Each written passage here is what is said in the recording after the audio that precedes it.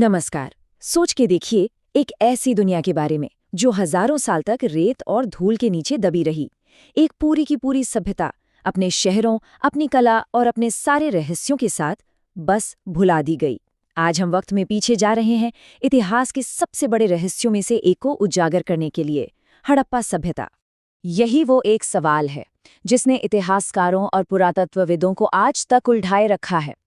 एक ऐसी सभ्यता जो शहरी प्लानिंग, ट्रेड और कारीगरी में माहिर थी, वो अचानक कैसे गायब हो गई? यही वो रहस्य है जिसकी पड़ताल आज हम मिलकर करने वाले हैं। इस पहेली को सुलझाने के लिए हम इन हिस्सों को एक-एक करके देखेंगे। सबसे पहले ये जानेंगे कि इस खोई हुई दुनिया को आखिर खोजा कैसे गया। फिर उनके शानदार शहरों को समझेंगे, उनकी रोजमर्रा की जिंदगी और कलाकृतियों पर भी नजर डालेंगे, उनकी रहस्यमय लिखावट को समझने की कोशिश करेंगे और आखिर में उनके अचानक गायब हो जाने के पीछे की थ्योरीज पर भी बात करेंगे। तो चलिए शुरू करते हैं। हमारी कहानी शुरू होती है 20वीं सदी की शुरुआत में, जब इस महान सभ्यता के पहले सुराग दुनिया के सामने आए। हजारों सालों तक भारत की जमीन अपने नीचे एक बहुत बड़ा राज छुपाए हुए थी। सच में किसी को अंदाजा नहीं था कि नीचे दुनिया की सबसे पुरानी सभ्यताओं में से एक दबी हुई है। फिर 1920 के दशक में दयाराम साहनी जैसे पुरातत्वविदों ने धूल की परतों को हटाना शुरू किया और 1924 में जॉन मार्शल ने एक ऐसी घोषणा की जिसने मानो इतिहास की किताबों को हमेशा के लिए बदल कर रख दिया। सिंधु घाटी में एक पूरी तरह से नई सभ्यता की खोज हो चुकी थी। चलिए अब आगे बढ़ते हैं और देखते हैं कि आखिर ये खोज इतनी जबरदस्त क्यों थी। इसका जवाब हमें मिलता है उनके शहरों के खंडरों में, जो एक कमाल के लेवल का संगठन दिखाते हैं।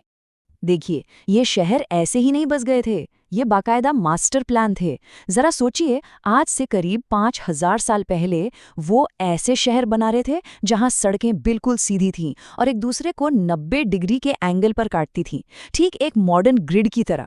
और उनकी ईंटें वो सब एक ही साइज की थीं, जिन्हें आग में पकाया गया था। ये उस जमाने के लिए एक इंजीनियरिंग का चमत्कार था। और उनकी इंजीनियरिंग का कमाल यहीं खत्म नहीं होता। उनके पास एक गजब का ड्रेनेज सिस्टम था। हर घर की नाली सड़क के नीचे बनी मेन नाली से जुड़ी होती थी। हम बात कर रहे हैं पब्लिक सैनिटेशन की, एक ऐसा कॉन्सेप्ट जो उस वक्त दुनिया में कहीं और था ही नहीं। सिर्फ गंदे पानी को हटाना ही नहीं, वो ताजे पानी को लाने में भी माहिर थे। क्या कोई अंदाजा लगा सकता है कि अकेले मोहनजोदड़ो शहर में कितने कुएं मिले होंगे? लगभग 700। ये नंबर ही हमें बताता है कि उनके शहर कितने बड़े और कितने वेल प्लान थे। लेकिन शहर सिर्फ ईंटों और नालियों से तो नहीं बनते हैं ना, वो बनते हैं लोगों से।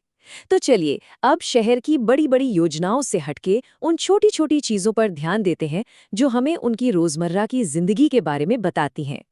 हड़प्पा के लोग बहुत माहिर कारीगर थे। जरा उनके मनके यानी बीड्स बनाने की कला को ही देख लीजिए। ये कोई आसान काम नहीं था। सही पत्थर चुनना, उसे तराशना, फिर उसे आग में पकाकर एक खूबसूरत लाल रंग देना और आखिर में सबसे मुश्किल काम, उसमें एक बारीक सा छेद करना। ये सटीकता और धैर्य का एक बेहतरीन उदाहरण है। और ये जो खूबसूरत चीजें थीं, ये सिर्फ अपने लिए नहीं थी।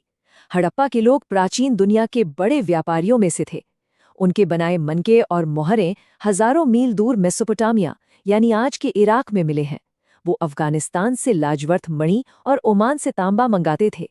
ये इस बात का पक्का सबूत है कि वो एक ग्लोबल नेटवर्क का हिस्सा थे, एक ऐसी दुनिया जो हमारी सोच से कहीं ज्यादा जुड़ी हुई थी। चलिए अब हड़प्पा सभ्यता की सबसे जानी मानी और शायद सबसे रहस्यमयी चीज की ओर बढ़ते हैं, उनकी पत्थर की मोहरें। ये कोई मामूली पत्थर नहीं है, ये छोटी चौकोर स्टीटाइट पत्थर की मोहरें हैं जिन पर जानवरों के शानदार नक्काशी है। सबसे फेमस है एक सींग वाला जानवर जिसे कई लोग हड़प्पन यूनिकॉर्न भी कहते हैं। लेकिन असली राज इन जानवरों के ऊपर है, कुछ निशानों की एक लाइन, एक ऐसी भाषा जो खो चुकी है। इसी को हम हड़प्पा लिपि कहते हैं, एक राइटिंग सिस्टम। लेकिन इसमें एक बहुत बड़ी पहेली है।